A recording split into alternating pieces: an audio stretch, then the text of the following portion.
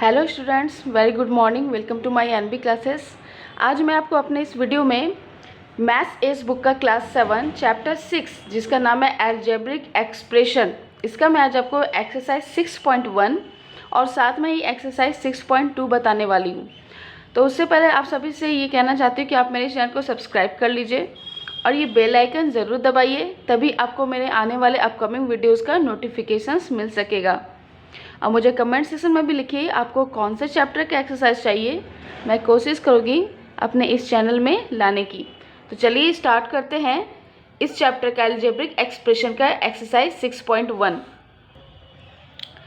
पहला क्वेश्चन देखिए, find a general rule.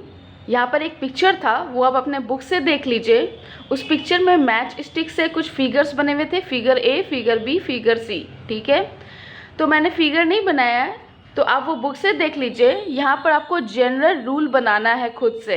तो सबसे पहले late us make a table, एक टेबल बनाएंगे। ठीक है, उस टेबल में हम लोग क्या क्या लिखेंगे, figure, number of match sticks और पैटर्न जो बनने वाला है। Figure 1, figure 2, figure 3। फिगर को हम लोग x मानेंगे, नंबर ऑफ मैच स्टिक जिसको y मानना है। तो फिगर 1 में 6 मैच स्टिक का यूज़ किया गया है, फिगर 2 में 11 मैच स्टिक का और फिगर 3 में 16 मैच स्टिक का यूज़ किया गया है। तो यहाँ पर हम लोगों ने y लिख दिया। अब पैटर्न क्या बन रहा है, कैसे बनेगा ये, तो इसका पैटर्न कुछ इस तरह से बनेगा। 5 × 1 + 1 = 6, 5 × 2 + 1 = 11, 5 × 3 + 1 = 6। तो y क्या था, match sticks, number of match sticks, y = 5x + 1।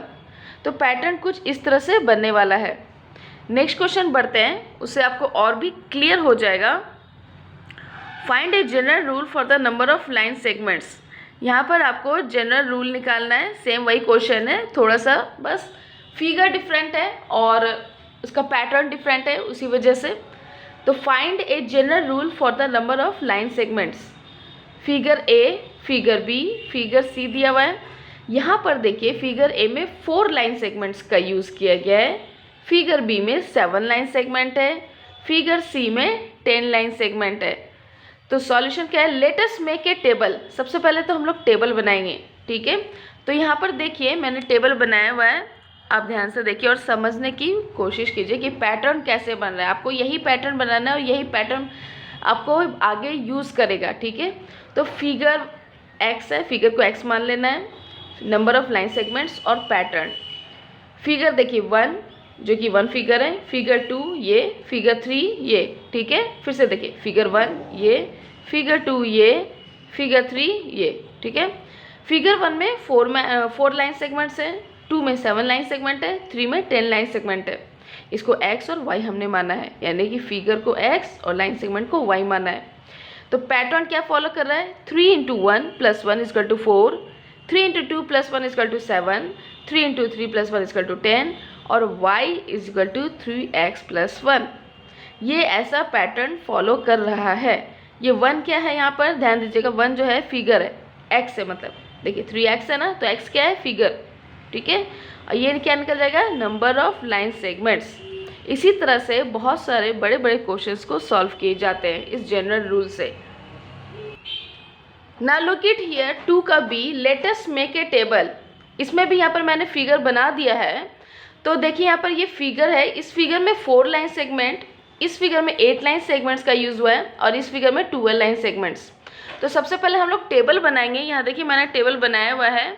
तो देखिए figure x, number of line segments और पैटर्न। Figure 1, figure 2, figure 3। 1 में 4 लाइन सेगमेंट है, फिगर 2 में 8 लाइन सेगमेंट है, फिगर 3 में 12 लाइन सेगमेंट्स है। तो ये x और y हो गया। अब पैटर्न क्या बन रहा है, 3 × 1 + 1 = 4, 3 × 2 + 2 = 8, 3 × 3 + 3 = 12। तो y = 3x + x। ये ऐसा क्यों हुआ, क्योंकि देखिए 3 × 1 1 फिगर था और इसमें जो है 1 ऐड किया तो 4 बना। 3 × 2 2 फिगर था, इसमें 2 ऐड किए तो 8 बना, क्योंकि 3 × 2 = 6 होता है, 6 + 2 8। 3 × 3 यानी कि तीसरे फिगर में फिर आपको 3 ऐड करना है तो इसमें 12 बनेगा। तो इसका पैटर्न बन रहा है 3x प्लस एक्स। ठीक है, चलिए आगे बढ़ते हैं क्वेश्चन नंबर 3 की तरफ। Find the 50th and 100th terms of the following number of patterns whose nth terms are algebraic expressions given alongside।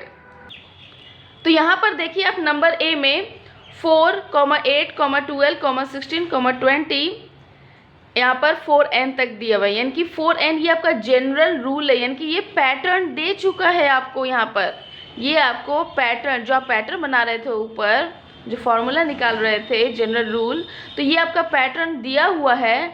सिर्फ आपको क्या बोला है यहाँ पर 50th और 100th टर्म निकालना है। तो मैं आपको पहले दिखा देती हूँ ये कैसे बनता है। 4n है, n क्या है, nth टर्म है, n क्या है, फर्स्ट टर्म। जैसे 4 × 1 4 हो गया, यानी कि फर्स्ट टर्म में इसको बोलते हैं first term, second term, third term, fourth term, fifth term, करते करते ये आपको 50th टर्म और 100th टर्म का निकालना है। ठीक है, तो देखिए 4 × 1 = 4, 4 × 2 = 8, 4 × 3 = 12। अब देखते चाहिए मिल रहा है। 4 × 4 = 16, 4 × 5 = 20। तो देखिए यहाँ पर 4n यानी कि हमको 50th टर्म निकालना है। तो 50th टर्म कैसे निकलेगा, तो 4 × 50 = 200, that is the answer. 100 term कैसे निकालना है, 4 × 100 = 400। तो यानी कि 100th टर्म में 400 नंबर है। जैसे हम लोग ऐसा कह सकते हैं बच्चों कि फर्स्ट टर्म में कौन सा नंबर है, 4, दूसरे टर्म में कौन सा नंबर वहाँ पर है, 8, तीसरे टर्म में कौन सा नंबर है, 12, चौथे टर्म में कौन सा नंबर है, 16, पाँचवें टर्म में कौन सा नंबर है, 20। उसी तरह करते करते करते करते आपको 50th टर्म तक निकालना है और 100th टर्म तक निकालना है। ये आपको क्वेश्चन में कहा गया है। इसके लिए आपको जनरल फॉर्मूला भी दे दिया है। चलिए आगे बढ़ते हैं। यहाँ क्वेश्चन देखिएगा 3 का बी में 2, 5, 8, 11, 14 ये लेके दिया 3n-1। ये आपका जनरल फॉर्मूला है, ध्यान रहे ये आपका जनरल फॉर्मूला या पैटर्न जिसको आप कहते हैं ना, पैटर्न हम लोग बना रहे थे फर्स्ट क्वेश्चन में। तो ये आपका जनरल फॉर्मूला है, इसी में आपको वैल्यू पुट करना है। तो मैं आपको पहले वैल्यू पुट करके दिखा देती हूँ। 3 × 1 - 1 = 3 - 1 = 2। ठीक है, 3 × 2 - 1 = 6 - 1 = 5। देखिए आपका यहाँ आंसर भी आ रहा है। ठीक है, 3 × 3 n क्या है, टर्म है, first term, second term, third term. तो उसी तरह हम लोग n का वैल्यू पुट करते जा रहे हैं। ठीक है, तो इसको आगे मैंने बनाया है, आप देखिए यहाँ पर। उसके बाद देखिए 3n - 1 ये आपका जनरल फॉर्मूला है। उसके बाद आपको बस ऐसे 50th टर्म और 100 टर्म निकाल देना है। ठीक है, तो 50th टर्म जो होगा 3 × 50 - 1 यानी कि 150 - 1 = 149, और 3 × 100 - 1 यानी कि 300 - 1 = 299। तो बच्चों वो था एक्सरसाइज 6.1। अब मैं आपको एक्सरसाइज 6.2 बताने वाली हूँ। तो उससे पहले आपको याद दिला दूँ कि आप मेरे चैनल को सब्सक्राइब कर लीजिए और ये बेल आइकन ज़रूर दबाइए, तभी आपको मेरे आने वाले अपकमिंग वीडियोस का नोटिफिकेशंस मिलेगा। अगर आपको कोई भी डाउट हो तो मुझे कमेंट सेक्शन में लिखिए, आपके डाउट्स को क्लियर करने की पूरी कोशिश करूँगी। चलिए आगे बढ़ते हैं एक्सरसाइज 6.2। उससे पहले, ये बनाने से पहले कुछ छोटे छोटे टर्म्स है, छोटे छोटे कुछ डेफिनेशंस है, वो मैं आपको पहले समझाना चाहती हूँ। तो यहाँ पर देखिए एक एक्सप्रेशन मैंने लिखा हुआ है, आपको दिख रहा होगा एक एक्सप्रेशन 5x - 3 एक एक्सप्रेशन है। ठीक है, 5x - 3 एक एक्सप्रेशन है। ठीक है, तो यहाँ पर टर्म्स किसको कहते हैं सबसे पहले, तो अगर आपसे पूछा जाएगा इस एक्सप्रेशन में कितने टर्म्स हैं, तो 2 टर्म्स है। यानी कि 2 टर्म्स कौन कौन से हुए, एक 5x और दूसरा टर्म्स हो गया -3। ठीक है, इस एक्सप्रेशन में 2 टर्म्स है, 5x और -3। तो अब इस टर्म्स के अंदर क्या क्या है, टर्म्स के अंदर देखिए 5 क्या कहलाएगा, कॉफिशिएंट। कॉफिशिएंट बोलते हैं फ्रेंड को, जैसे बोलते हैं ना हमारे जीवन में कोई ना कोई एक फ्रेंड होता है, उसी तरह इस x का ये कॉफिशिएंट हो गया। x का फ्रेंड कौन हो गया, 5। यानी कि जो न्यूमेरिकल वैल्यू होगा किसी वेरिएबल के साथ, वेरिएबल यहाँ कौन है, x। वेरिएबल बोलिए, लिटरल्स बोलिए, लिटरल्स मतलब लेटर। ठीक है, अल्फ़ाबेट्स। तो वेरिएबल मतलब यहाँ देखिए जो अननोन वैल्यू होता है, यानी कि वेरिएबल x हो गया, उसका फ्रेंड एक्स का साथी, एक्स का न्यूमेरिकल वैल्यू जो होता है वो कोफिशिएंट कहलाता है। यानी कि एक्स का फ्रेंड क्या मांग रहा है यहाँ पर, 5 क्या हो गया, कोफिशिएंट। -3 क्या हो गया, सिर्फ अगर नंबर फिक्स्ड वैल्यू, कोई नंबर दिया हुआ है, कोई फिक्स्ड वैल्यू दिया हुआ है, इसे हम कांस्टेंट कहेंगे। चलिए, कुछ छोटे छोटे डेफिनेशंस मैंने आपके लिए तैयार किया है, वो आप देख लीजिए, उससे आपको काफ़ी आगे हेल्पफुल होगा। तो चलिए देखिए, मैंने आपके लिए लिखा हुआ है टर्म। टर्म किसको कहते हैं, इसको आप भी नोट डाउन कर लीजिएगा अपने कॉपी में। टर्म किसे कहते हैं? A term can be a signed number, a variable, a constant और a constant multiplied by a variables. Term क्या हो सकता है, कोई साइंड नंबर, यानी कि किसी भी, जिस तरह के ऊपर -3 था, कोई वेरिएबल, कोई वेरिएबल हो सकता है, वेरिएबल मतलब X Y Z something like that. एक कांस्टेंट, कांस्टेंट मतलब कोई सा भी नंबर हो सकता है, जैसे सपोज 3 4 5 6 ऊपर की तरफ। कांस्टेंट मल्टीप्लाइड बाय वेरिएबल, कोई एक कांस्टेंट जो वेरिएबल से मल्टीप्लाई हुआ हो, यानी कि उसको कोफिशिएंट कहते हैं, उसका साथी। Variable, an unknown value in A mathematical expression, कोई एक अननोन वैल्यू। वेरिएबल क्या होता है, एक्स वाई जेड, जो ऐसा वैल्यू जिसका हमको पता ही नहीं है कि एक्स के प्लेस में क्या होगा, वाई का वैल्यू क्या होगा, जेड का वैल्यू क्या होगा, कोई एक अननोन वैल्यू। जो अभी आप पढ़े थे 5x, तो एक्स का वैल्यू तो पता नहीं था, तो वही होता है वेरिएबल, मतलब अननोन वैल्यू, जिसको आप ना जानते हो। कोई आपसे पूछेगा वेरिएबल क्या होता है, तो आप बोलोगे unknown value. Coefficient, it is an integer multiplied by the variable, ये एक ऐसा इंटीजर है जो किसी वेरिएबल के साथ मल्टीप्लाइड रहता है, यानी कि उसका फ्रेंड। जैसे कि मैंने अभी तुरंत आपको बताया, तो x का फ्रेंड कौन था यहाँ पर, 5। सपोज मान लीजिए मैं आपको अब बताती हूँ 7y, तो y का फ्रेंड कौन हो गया, 7। तो 7 क्या कहलाएगा, कोफिशिएंट, उसको बोलते हैं न्यूमेरिकल वैल्यू। ठीक है, चलिए आगे बढ़ते हैं। कांस्टेंट, कांस्टेंट क्या होता है, एक फिक्स्ड वैल्यू, किसी एक्सप्रेशन में कोई फिक्स्ड वैल्यू दिया हुआ रहता है, तो उसको हम कांस्टेंट कहेंगे। अब मैं आपको एक्सरसाइज 6.2 बताऊंगी, उसमें आपको सब कुछ क्लियर हो जाएगा। चलिए स्टार्ट करते हैं एक्सरसाइज 6.2। क्वेश्चन नंबर 1 यहाँ पर देख लेते हैं। Right the algebraic expression for the following statement. ठीक है, आपको यहाँ पर स्टेटमेंट दिया हुआ है, उससे आपको एक्सप्रेशन बनाना है। ठीक है बच्चों, subtract the product of 2 and x from 7, तो 7 - 2x, ये आपका एक्सप्रेशन बन जाएगा। ठीक है, क्वेश्चन ध्यान से पढ़िएगा, आपसे भी बन जाएगा, बहुत इजी चैप्टर है। चलिए number B, the product of 3x and y, product मतलब मल्टीप्लाई, 3x और y का प्रोडक्ट डिवाइडेड बाय 5, तो देखिए 3xy divided by 5। Number C, the sum of squares of x and y, sum बोल रहा है किसका, squares of x and y, यानी कि x का स्क्वायर और y का स्क्वायर, दोनों को सम कर देना है। फिर डी नंबर देखिए, 7 times m is added to 5 times n, तो 7 टाइम्स, टाइम्स मतलब मल्टीप्लाई भी होता है, तो 7m + 5n। Number E, take away 6 from the sum of p and q, मतलब p + q, sum of p and q, p + q, take away मतलब ले जाना, मतलब सब्ट्रैक्ट करना, -6। आई होप आपको ये सॉल्यूशंस आपको क्लियरली समझ में आ रहे होंगे। अगर कोई भी डाउट हो तो आप मुझे कमेंट सेक्शन में लिखिए, मैं कोशिश करूँगी आपके डाउट्स को पूरी तरह क्लियर करने की। चलिए आगे बढ़ते हैं नेक्स्ट क्वेश्चन की तरफ।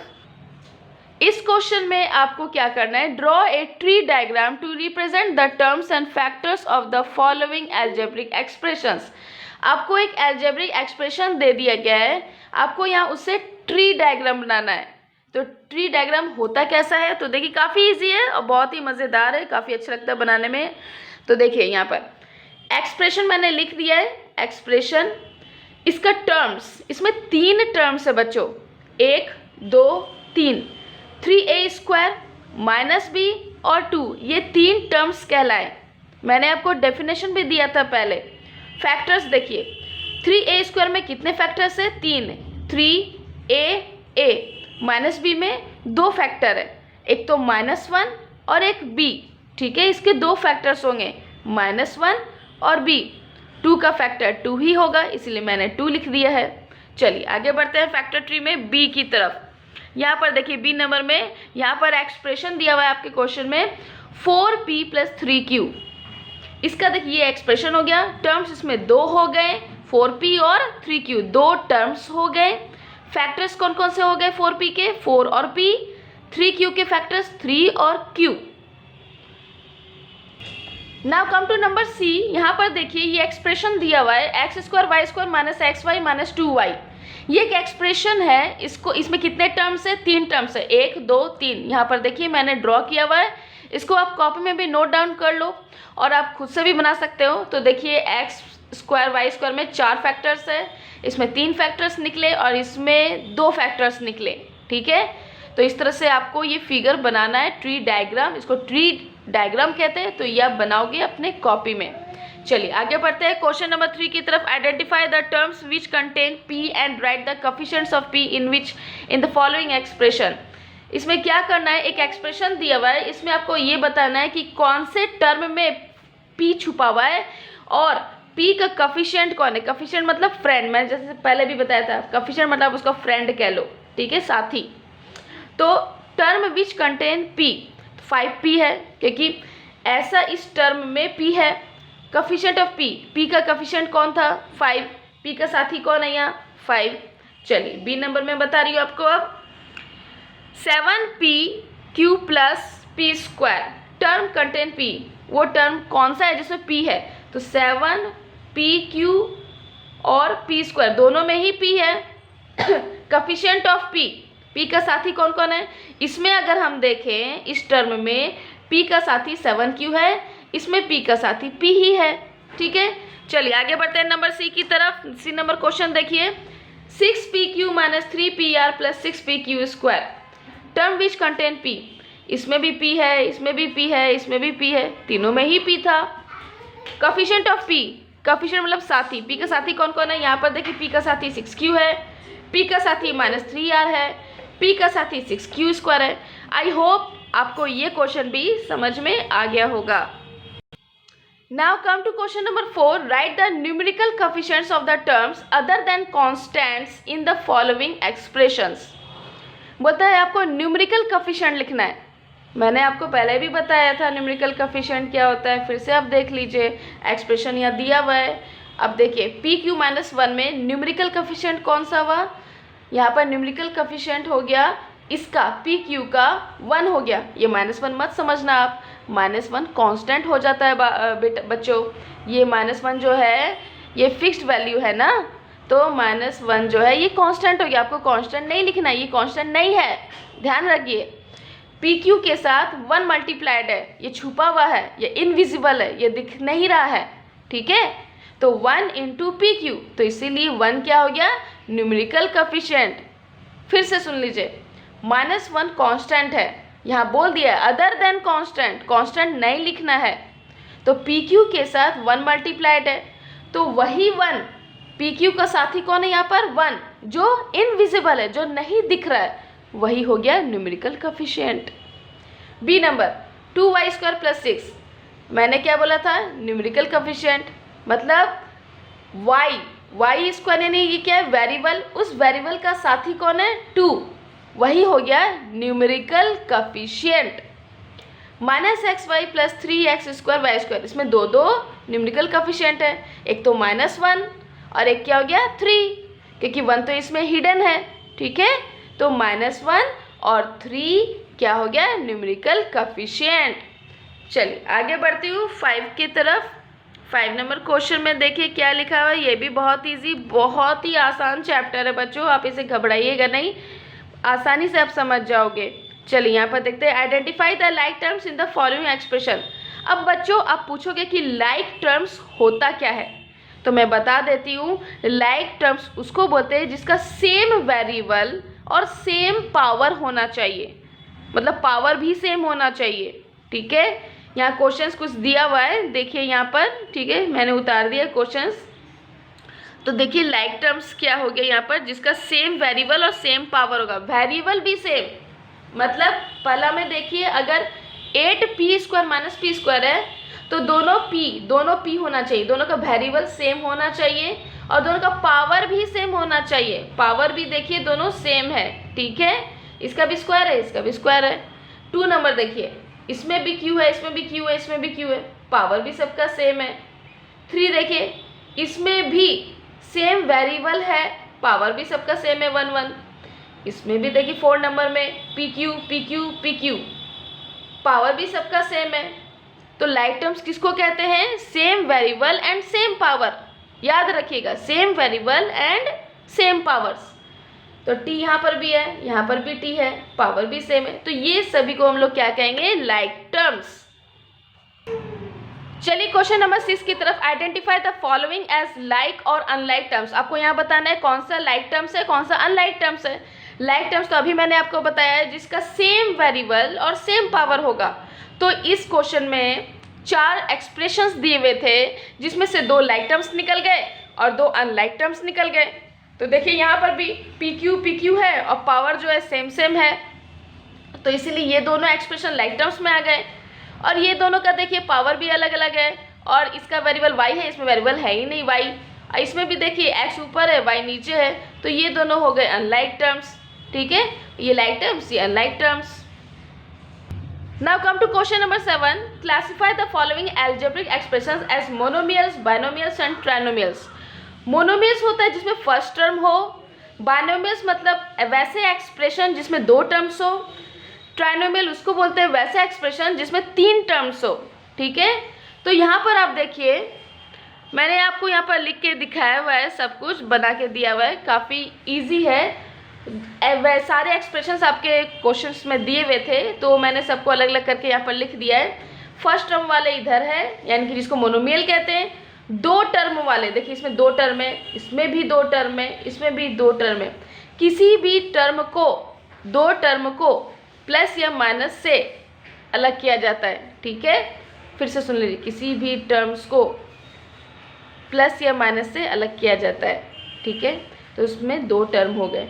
इसमें आप देख लीजिए 1 2 3 टर्म है, इसमें भी 1 2 3 टर्म है।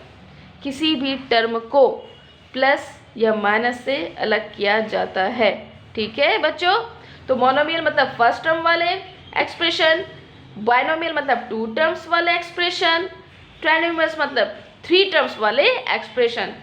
तो आई होप आपको ये काफ़ी इजी और आसानी से समझ में आ गया होगा। मुझे आप कमेंट सेक्शन में जरूर लिखिएगा बच्चों कि आपको मोनोमियल, बाइनोमियल, ट्राइनोमियल समझ में आया या नहीं। Okay, now come to the last question, question number 8। Arrange the terms of the following algebraic expressions in the descending order of their powers and find the degree in each case. आपको क्या करना है यहाँ पर, पहले तो जो भी एक्सप्रेशंस आपके क्वेश्चन में, उसको डिसेंडिंग ऑर्डर, बड़े से छोटे में आपको सजाना है। ठीक है, उसके बाद आपको डिग्री, उसका डिग्री लिखना है। अब बच्चों, डिग्री ऑफ ए पॉलिनोमियल होता क्या है? Highest power of a variable. उस एक्सप्रेशन में सबसे हाईएस्ट पावर जिस वेरिएबल का होगा वो आपको लिखना है। अब देखिए क्वेश्चन, देखिए आपको क्लियरली समझ में आ जाएगा। पहला ए नंबर देखिए, यहाँ पर ये एक एक्सप्रेशन दिया हुआ है। ठीक है, इसको आपको डिसेंडिंग ऑर्डर में सजाना है, तो मैंने डिसेंडिंग ऑर्डर में सजा भी दिया है पावर के अकॉर्डिंग। एक्स का पावर 4, एक्स का पावर 3, एक्स का पावर 2, और इसमें है नहीं तो एक्स का पावर 0 भी होता है। तो यहाँ पर डिसेंडिंग ऑर्डर में मैंने सजा दिया है। Thus the degree of polynomial is equal to 4। एक्स का पावर 4 था, तो वो पावर को यहाँ लिखा गया है 4। ध्यान रहे, पावर को क्या लिखा गया है? 4। चलिए बी नंबर देखते हैं। बी नंबर का क्वेश्चन में यहाँ पर देखिए क्या लिखा हुआ है, ये एक्सप्रेशन दिया हुआ है, इसको डिसेंडिंग ऑर्डर में मैंने सजा दिया है। तो इसका पावर देखिए, the degree of polynomial is equal to 7। Power क्या हो गया? 7। सबसे पहले आपको इस एक्सप्रेशन को डिसेंडिंग ऑर्डर में सजाना है। p का पावर 7, p का पावर 3, p का पावर 2 और p का पावर 0। तो इस एक्सप्रेशन को सजाना है डिसेंडिंग ऑर्डर में। उसके बाद आपको द डिग्री ऑफ पॉलिनोमियल यानी कि हाईएस्ट पावर आपको लिखना है। किसी भी उस वेरिएबल का हाईएस्ट पावर क्या है, बस वो आपको लिख देना है, उसी को कहते हैं degree of polynomial. Last C number देखिए, यहाँ पर ये एक्सप्रेशन दिया हुआ है, उसको भी डिसेंडिंग ऑर्डर में मैंने कर दिया है। Thus the degree of polynomial is equal to 3। ठीक है, आगे बढ़ती हूँ। यहाँ डी नंबर देखिए, ये एक्सप्रेशन लिखा हुआ है, यहाँ पर डिसेंडिंग ऑर्डर में सजा दीजिए। उसके बाद जो हाईएस्ट डिग्री होगा वो आपको लिख देना है। यहाँ पर देखिए ए का पावर 7 दिया हुआ है, तो वही मैंने लिखा हुआ है। ई नंबर में देखिए एक्सप्रेशन दिया हुआ है, डिसेंडिंग ऑर्डर में सजा दीजिएगा और उसका डिग्री ऑफ पॉलिनोमियल लिख दीजिएगा। अब आप बच्चों एक कंफ्यूज हो जाओगे यहाँ पर कि यहाँ पर 1/5 x स्क्वायर YZ है और 2/3 x स्क्वायर, दोनों का पावर सेम है, तो किसको पहले लिखे, इसको पहले लिखे या इसको पहले लिखे? तो बच्चों इसको पहले लिखना होगा, क्योंकि इसमें x² y और z पहले है, तो पहले आप इसको लिखोगे, उसके बाद ही आप ये लिखोगे, ठीक है। तो 10 the degree of polynomial, degree of polynomial कौन हो जाएगा 2, पावर के अकॉर्डिंग आपको लिखना है। तो 10 द डिग्री ऑफ पॉलिनोमियल क्या हो जाएगा 2, इसमें x² yz भी है तो इसीलिए इसको पहले लिखा मैंने, और 2/3 x² है। तो पावर क्या है यहाँ पर, हाईएस्ट पावर 2। तो बच्चों ये था इस वीडियो में एक्सरसाइज 6.1 और 6.2 का वीडियो। आई होप आपको ये सारे क्वेश्चन समझ में आ गए होंगे। कल मैं नेक्स्ट डे मैं इसके आगे का एक्सरसाइज का वीडियो बना दूंगी। तो अगर आपको अच्छा लगा हो तो मुझे कमेंट सेक्शन में लिखें और सब्सक्राइब करें, बेल आइकन दबाएं और एक लाइक ज़रूर करें वीडियो को, मेरी वीडियोस को भी लाइक करें, मुझे मोटिवेशन सपोर्ट मिलेगी आपसे। तो आज के लिए इतना ही। Thank you, bye bye, have a nice day, keep watching NB classes.